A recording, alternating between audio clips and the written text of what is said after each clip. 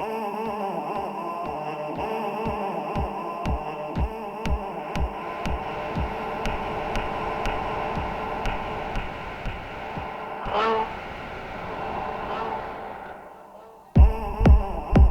is a Chilean film directed by Pablo Larrain, and it tells us the story of Emma, who is a young dancer who was once married to her choreographer, played by Gael García Bernal. They have since divorced or are in the midst of divorcing.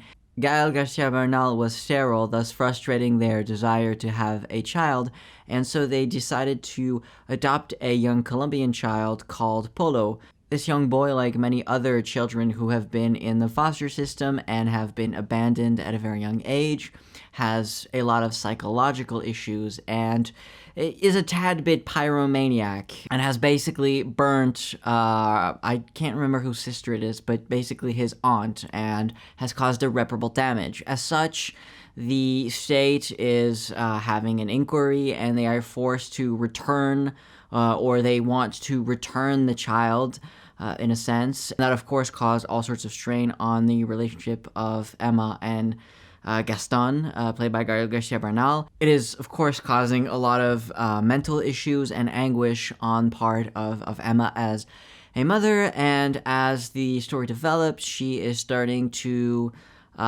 insert herself and develop a particularly perverse relationship with the new adoptive family of her former son. I'm quite a fan of Pablo Larrain's work in general. I only actually have one film of his that I'm not particularly a fan of, and that happens to be his biopic of the famous Chilean poet Neruda. And actually there's quite a lot of similarities, not so much tonally, but in the way the film is edited, with Emma. I can't really say that I had a lot of sympathy for this film. I found it actually quite unsympathetic, and partially by design. It's unsympathetic in the way that a lot of Gaspar Noé's films would be, for example. And tonally, visually, I think there's actually a lot of parallels to be drawn with the work of Gaspar Noé. So I think if you gravitate towards Noé's work, I think you really should check out Emma.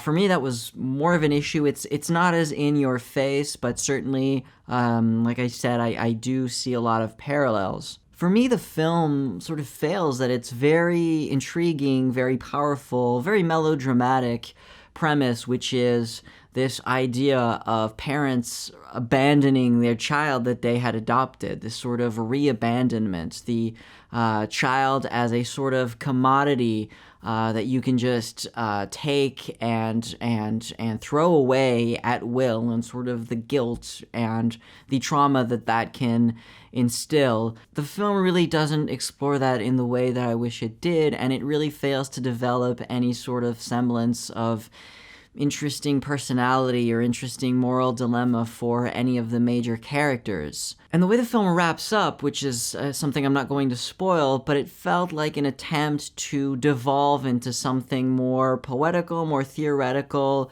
very reminiscent of something like Pasolini's Theorema, for any of those of you who have seen that. And I'm not the world's biggest Pasolini fan by any means, but I feel that he gets away with it in a way that's far more elegant. I'm really not sure that Larrain is able to shift the story into that direction in a way that fits and makes it feel like this sort of grotesque farce that isn't warranted.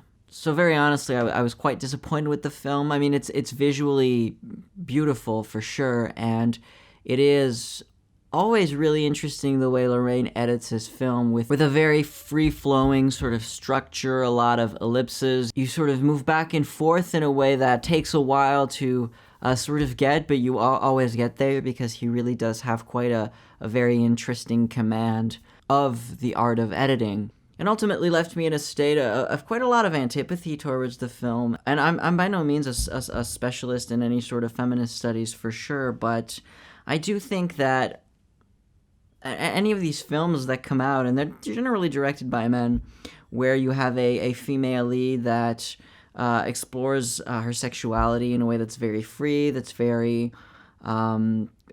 open, it's not heteronormative. These films always get qualified of like these great feminist movies. And certainly while I understand the feminist implications of all these sorts of things, I also tend to think that it's quite reductive and quite an oversimplification of what feminism is, in a way that it's still, like I said, a male director reducing a female character to basically sexuality and motherhood and not much else.